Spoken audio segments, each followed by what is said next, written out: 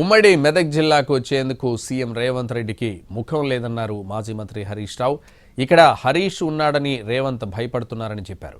హామీలు, గ్యారంటీలు, గారడీలపై మెదక్ ప్రజలు నిలదీస్తారని ఇటువైపు చూడడం లేదని అన్నారు. మెదక్ జిల్లాకు రాలే, అటటు తిరిగిండు. నిజామాబాద్ వేయిండు, కర్నార్ వేయిండు, ఈ పక్కపొంట వరంగల్ వేయిండు. మెదక్కు రమ్మంటే వత్తలేడు.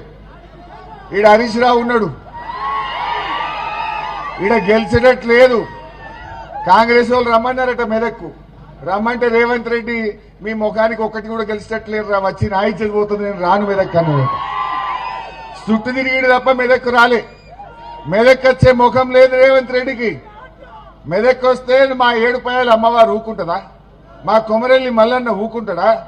నువ్వు దేవుణ్ణి మోసం చేస్తే ఆ దేవుడు మొదలే మా ఏడుపాయలు అమ్మవారు చాలా పవర్ఫుల్, కొమరెల్లి మల్లన్న చాలా పవర్ఫుల్.